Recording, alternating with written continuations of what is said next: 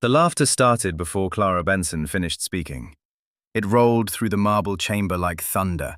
20 voices, 20 years of comfortable contempt, echoing off walls where her late husband's portrait still hung. From the gallery, her brother-in-law Richard's voice cut through the noise. "It's just trash! A tomb for her delusions!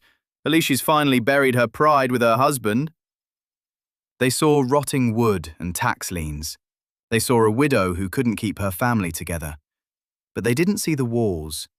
Her fingers were already reaching for that first strip of peeling paper, and nothing would ever be the same. Clara Benson had buried her husband 6 months ago, but she was still drowning in the silence he left behind. The bank account held $43. The relatives had descended like vultures within days of the funeral, dividing the real inheritance between them. His truck, his tools, the savings they insisted didn't exist. They left Clara with 2 children, a stack of unpaid medical bills, and the certain knowledge that she was worth less than nothing to the people who should have loved her.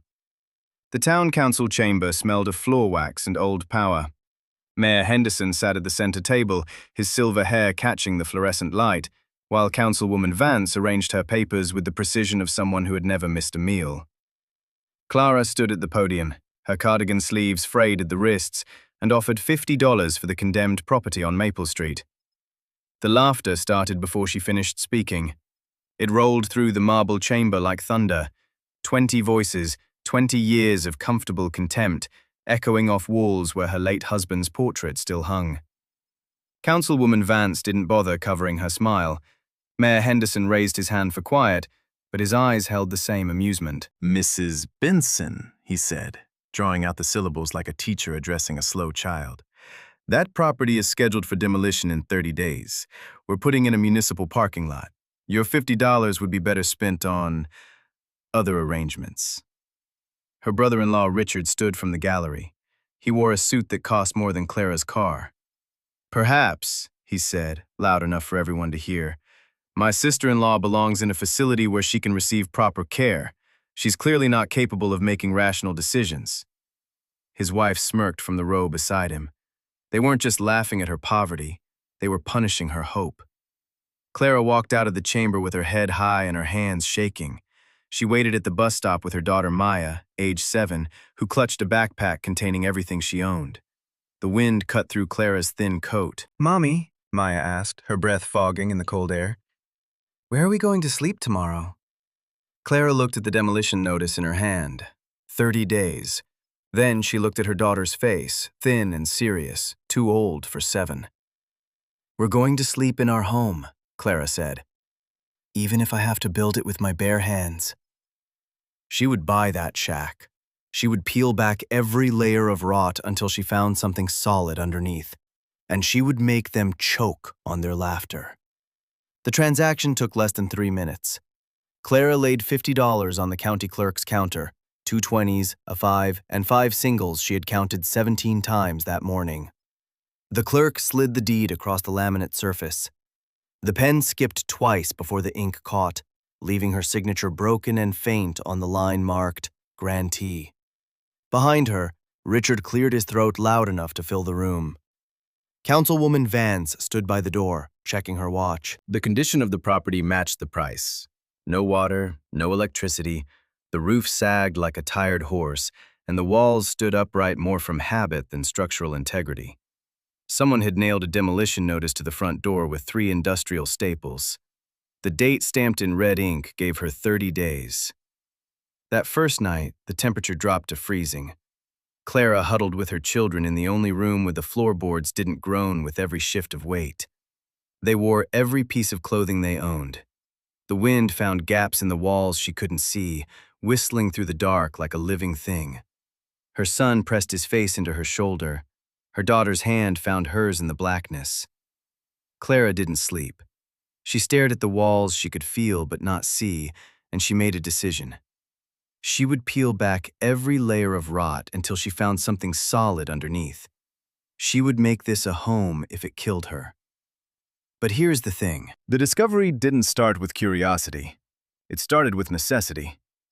3 days of rain found a hole in the roof and traced a dark line down the northeast corner. The water damage spread across the wallpaper like a bruise. Clara climbed a stepladder she found in the shed, her fingers raw from hauling debris, and she reached for the edge where the paper bubbled away from the plaster. She pulled.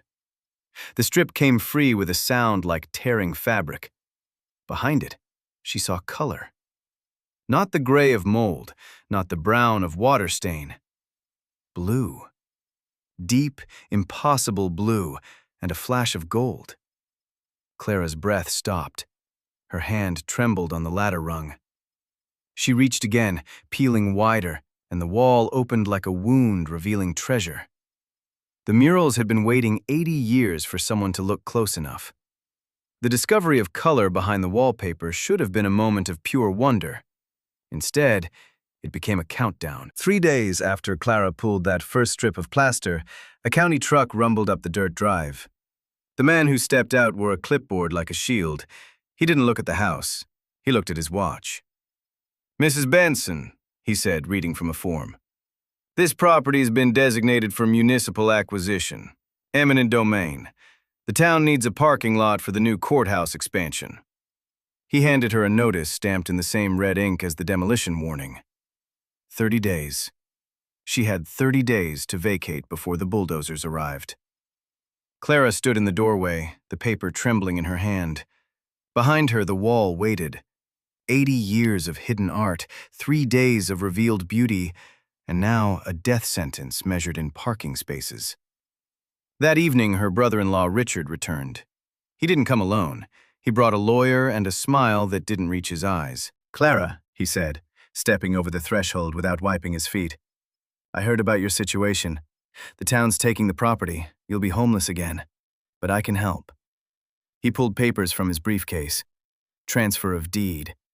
He would take the property off her hands, fight the eminent domain claim himself, and find her a small apartment across town.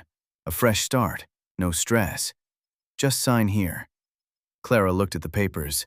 She looked at the wall behind him, where a sliver of blue paint showed through the torn paper. "Why do you want it?" she asked. Richard's smile flickered. "Family loyalty, Clara. Pure and simple. But loyalty doesn't check its watch. Loyalty doesn't bring lawyers to a shack with no running water." Clara watched him leave, and she understood that the mayor's parking lot and her brother-in-law's sudden generosity were threads of the same web. They wanted this worthless lot. They wanted it badly enough to lie, to threaten, to drag a widow through the dirt. The survival counter came 3 days later. Code enforcement officers arrived with a notice of immediate hazard. The structure was unsafe. The children had to leave. Now. Clara stood in the doorway, arms spread, her children behind her. The officers reached for her arms. Maya screamed. The neighbors watched from their porches as they dragged her toward the patrol car, her feet scraping through the dirt, her eyes fixed on the house that held its secret still. They let her go with a warning. 24 days remained. The walls held their breath. And Clara understood that she had 1 month to prove that trash was treasure, or lose everything to men who couldn't see the gold beneath the rot. The peeling began at midnight. Clara stood on the stepladder, a battery-powered lantern casting her shadow huge against the walls. Her fingers were raw from hauling debris, nails broken, skin cracked at the knuckles. The house was silent except for the wind outside and the sound of her own breathing. She reached for the edge where water had bubbled the paper away from the plaster. The wallpaper came free with a sound like tearing fabric. Behind it, she saw color. Not the gray of mold, not the brown of rot. Blue. Deep, impossible blue, and a flash of gold that caught the lantern light and held it. Clara's breath stopped. Her hand trembled on the ladder rung. She reached again, peeling wider, and the wall opened like a wound revealing treasure. The murals had been waiting 80 years for someone to look close enough. They covered the entire northeast wall, floor to ceiling, painted directly onto the plaster in pigments that had never seen sunlight. The scene depicted the town's founding, settlers arriving by river, the first buildings rising from mud, a woman in a blue dress planting the first tree. The style was unmistakable. WPA-era regionalism, the kind of public art commissioned during the Depression and then forgotten when the money ran out. Clara climbed down from the ladder. Her legs were shaking. She moved the lantern along the wall, and the shadows shifted across painted faces that seemed almost alive. In the corner, half obscured by a remaining strip of wallpaper, she found a signature. E. Thorne, 1937. Elias Thorne. The name surfaced from something she had read years ago in a library book about regional artists who had vanished during the war. A painter who had created 3 confirmed works and then disappeared, his other pieces hunted by collectors for decades. The book had mentioned rumors of a lost commission, a house in a small town where Thorne had lived and worked in secret. The walls weren't just painted. They were a missing chapter of art history. Clara looked at the demolition notice still taped to the front door. 24 days remained. The mayor wanted a parking lot. Her brother-in-law wanted the property. And she was standing in a house that contained a fortune she couldn't prove and couldn't protect. The murals had been hidden for 80 years. They had survived neglect, water damage, and indifference. But they wouldn't survive a bulldozer. Clara reached for her phone. She had 1 month to convince the world that trash was treasure, or watch the only miracle she had ever found turn to dust beneath the treads of progress. The experts arrived on a Tuesday morning in vehicles that had no business on Maple Street. Dr. Elena Voss stepped out first, her boots crunching gravel, assistants and a photographer trailing behind. A man from the State Historical Society had driven 3 hours after Clara's email. They carried skepticism. They left with confirmation. It took 40 minutes for Dr. Voss to verify what Clara's hands had suggested. The pigments were original. The brushwork matched 3 verified Thorne pieces from 1936. The plaster preparation was documented in a letter the artist wrote to a friend, describing a commission taken in a town that didn't appreciate art. The murals were worth millions.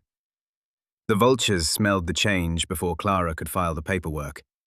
Mayor Henderson arrived the next morning with a smile that didn't reach his eyes and a folder labeled Historical Preservation Initiative. He stood in her doorway, explaining the town always intended to protect cultural assets. The demolition notice had been a formality. The parking lot could go elsewhere. Richard came that afternoon. He brought flowers and the proposal he called family partnership. The flowers were expensive, imported, already wilting in the heat of the shack. He would manage the property, handle the taxes, navigate the complexities. Clara could live there, rent-free. He cared about her well-being. They didn't understand what she had found.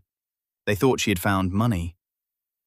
Clara stood at the next town council meeting with the demolition notice in her hand. The paper shook, but her voice didn't. She read their own words back to them. The 30-day deadline, the municipal necessity, the worthless property that deserved the bulldozer. The gallery where his wife had smirked now held faces frozen in the silence of recognition. She asked Mayor Henderson why a parking lot was suddenly less important than history. The chamber was silent. The laughter had stopped. But here is the thing about power. It doesn't just reveal your enemies. It reveals you. Clara could have crushed them. She could have demanded resignations, lawsuits, public destruction, financial ruin for every name on the demolition order. The demolition notice was a weapon now, sharp and legal, and everyone in the chamber knew it. She looked at the faces that had laughed at her ragged coat and her $50 bid. She looked at the faces that had offered help when help became profitable. "I want the house protected," she said. "I want my children to have a home. And I want the mayor's resignation, not because he was wrong about the property, but because he was cruel about the person." She asked for justice, not revenge, and that made all the difference. And that was worse for them. Because revenge they could understand.